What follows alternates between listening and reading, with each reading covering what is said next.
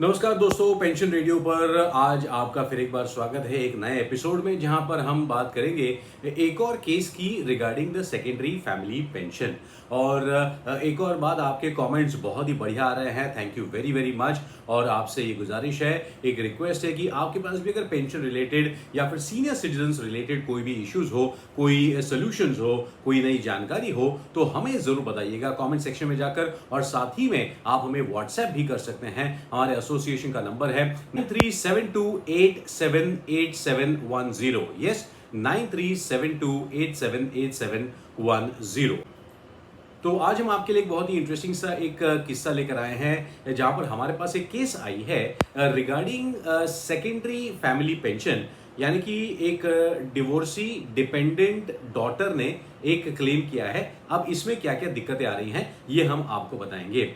आपको ये भी बता दें कि पिछले हमारे कुछ एपिसोड्स में हमने स्पेशली ये बात की थी कि गवर्नमेंट ने जो डिपेंडेंट विमेन हैं उनके लिए फैमिली पेंशन के लिए बहुत सारे सिंपल अमेंडमेंट्स कर दिए हैं, ताकि उनको सेकेंडरी फैमिली डिपेंडेंट पेंशन लेने में ज़्यादा तकलीफ ना हो। ये भी वीडियोस आप ज़रूर देखिएगा, काफ़ी सारी जानकारी इसमें उपलब्ध है। साथ ही में इसमें जो गवर्नमेंट का जो डॉक्यूमेंट है, ये भी हमने आपको बताया है।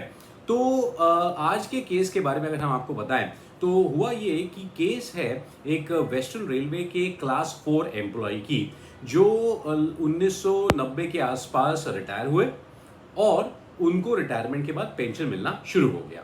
सो क्लास 4 के आपके जो एम्प्लॉई है, इनका पेंशन शुरू हो जाता है। ये पेंशन चलता है लगभग सन 2000 तक, और सन 2000 में इस पेंशनर की मृत्यु हो जाती है। इनकी मृत्यु के बाद इनकी वाइफ, जो कि एलिजिबल है फैमिली पेंशन के लिए, इनको सन 2000 से पेंशन मिलना शुरू हो जाता है। इसके बाद ये जो लेडी थी, इनको सेकेंडरी फैमिली पेंशन मिलता रहा 2021 तक। 2021 में ये लेडी भी एक्सपायर हो जाती है, और अब इनकी डॉटर जो है, who was married but she has come back and staying with her parents, she wanted to claim the pension as a dependent daughter.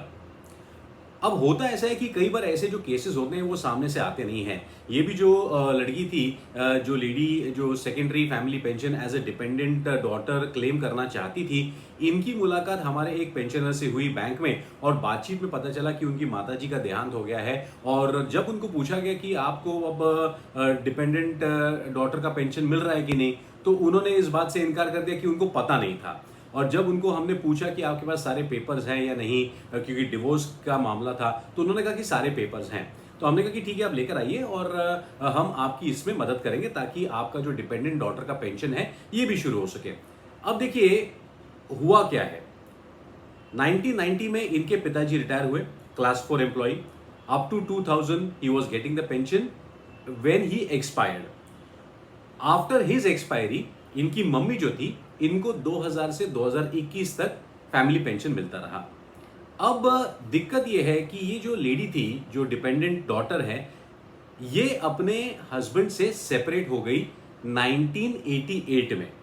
Okay, so when we say that, normally we assume that okay, आप separate हो गई, आपके पास आप court में गई, divorce आपको मिल गया और आपके पास उसकी डिग्री है, तो वो जो डॉक्यूमेंट है उसके आधार पर हम आपके लिए डिपेंडेंट डॉटर का पेंशन शुरू कर सकते हैं। अब इस केस में दिक्कत ये हुई है कि जो लेडी है who wanted to claim dependent daughter divorcee का बेस पे पेंशन, इन्होंने उस समय कोर्ट से डिवोर्स की डिक्री नहीं ली, सिर्फ एलिमनी ली है।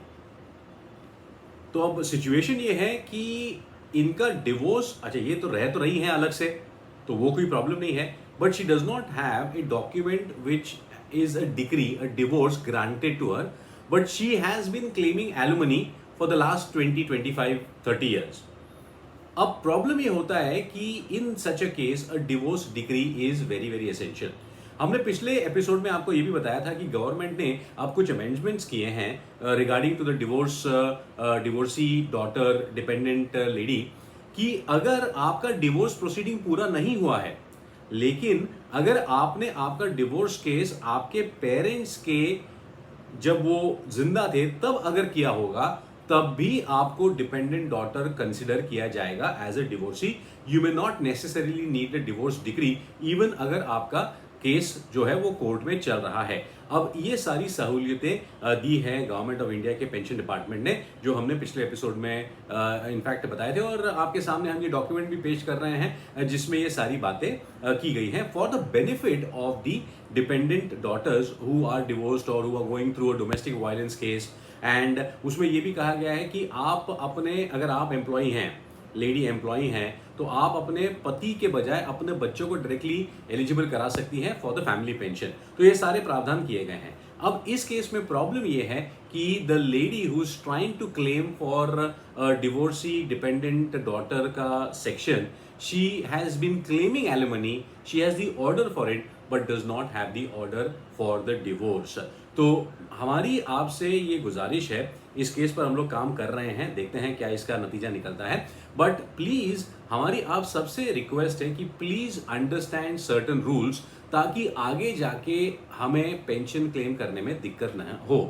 दूसरी बात, हमने एक और एपिसोड में आपको ये भी बताया था कि अब एक फॉर्म 4 भी आ गया है जिसमें आप अपने सारे बच्चों का, जितने भी एलिजिबल लोग हैं आपकी फैमिली में फॉर फैमिली पेंशन, सबका नाम डाल दीजिए। हमने कई बार ये देखा है कि जो गवर्नमेंट एम्प्लॉयज होते हैं वो ये कहते हैं कि यार लड़की का नाम क्यों डालना, हमारी डॉटर है, अब वो शादी करके चली जाएगी, उसका नाम क्यों डालना। अब आगे जाके क्या कुछ होगा कुछ पता नहीं, इसलिए डिपार्टमेंट्स ने आपको ये रिक्वेस्ट की है कि आप सभी, आप सर्विस में अगर हैं तो आप तुरंत अभी के अभी फॉर्म 4 भर के अपने अपने डिपार्टमेंट्स को दे दीजिए। आप पेंशनर्स हैं तो वो भी आप प्रोसीजर कर सकते हैं।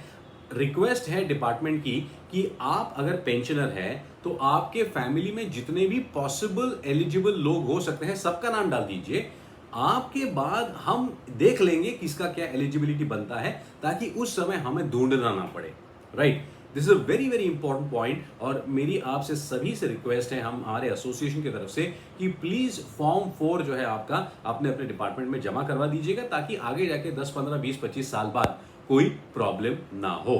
एक और आपको समझना है, हमने ये पहले वाले एपिसोड में भी एक बताया था कि just like a female dependent child, there are also a lot of cases and possibilities for a male dependent child. बिल्कुल, अगर एक मेल अनमैरिड है और अपने फैमिली पे पेंशनर पर डिपेंडेंट है, वो अगर मेडिकली डिसेबल्ड है, और अगर ना भी हो तो जो भी रीजन है, case to case unmarried male dependents को भी बहुत सारा पेंशन, फैमिली पेंशन मिल जाता है। इस पर ध्यान रखिएगा। इसके लिए प्लीज डू नॉट स्टॉप। आप मन ही मन ये मत समझ लीजिए या फिर अज्यूम मत कर लीजिए कि यार ये नहीं क्या होगा, छोड़ो जाने, इनका नाम क्यों डालना, ये क्यों करना, वो क्यों करना। ऐसी बातें नहीं है।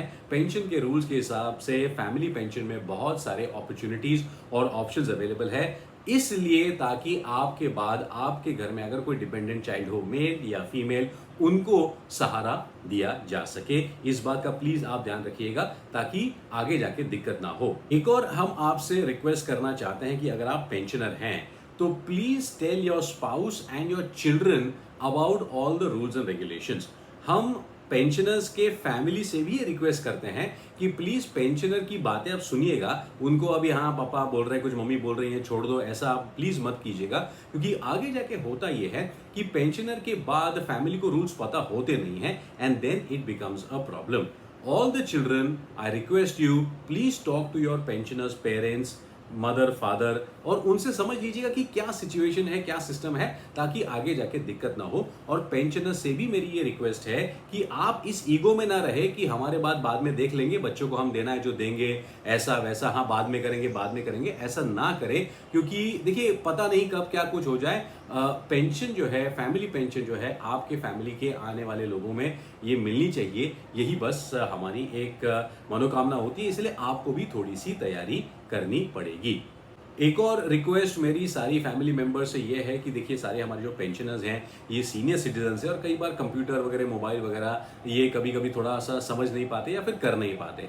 तो फैमिली मेंबर से मेरी ये रिक्वेस्ट है कि प्लीज अपने पेंशनर माता पिता जो है, इनको अपने रिकॉर्ड्स, अपने डॉक्यूमेंट्स अपडेट करने में उनकी मदद करें, ताकि आपको भी एक बेसिक आइडिया आ जाए कि क्या कुछ चल रहा है आपके पेंशनर माता पिता के जीवन में, उनके प्रोसेस में, उनके डिपार्टमेंट में, ताकि आगे जाके प्रॉब्लम ना हो। आने वाले एपिसोड्स में हम आपके लिए एक स्पेशल एपिसोड ये भी लेकर आएंगे कि अगर पेंशनर आपके फैमिली में कोई है और उनकी अगर डेथ हो जाती है तो उनके बाद फैमिली पेंशन के लिए आपको क्या क्या प्रोसीजर करना पड़ता है, इसके लिए हम एक खास एपिसोड बनाएंगे। लेकिन आज के इस एपिसोड में आपको ये हमें बताना था कि प्लीज आप रूल्स एंड रेगुलेशंस को समझिए, अपने डॉक्यूमेंट्स अपडेट रखिएगा, अपने फैमिली में जितने भी एलिजिबल लोग हैं फैमिली पेंशन के लिए उनका नाम अपडेट कीजिएगा, और पेंशनर्स की जो हमारी बिरादरी है, हमारी कम्युनिटी है, इसमें थोड़ा सा बातचीत करते रहें, बिकॉज यू नेवर नो, किसी के फैमिली में कुछ हो जाता है, पेंशनर्स होते हैं, चले जाते हैं, तो उनकी भी हम हेल्प कर सकें,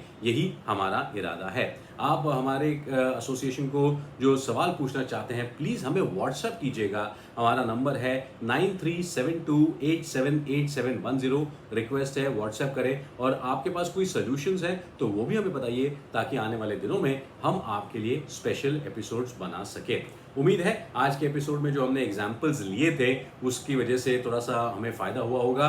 प्लीज कमेंट करें आपको ये एपिसोड कैसा लगा। आपके पास अगर कोई सवाल है किसी भी डिपार्टमेंट के पेंशनर्स के, स्टेट हो, गवर्नमेंट हो, जो भी हो, सेंट्रल गवर्नमेंट, प्लीज हमें भेजिएगा। और एक बात और, प्लीज इस वीडियो को लाइक करें, शेयर करें सारे पेंशनर्स के साथ, और प्लीज हमारे चैनल को सब्सक्राइब भी करें। अगले एपिसोड तक अनुमति दीजिएगा। नमस्कार।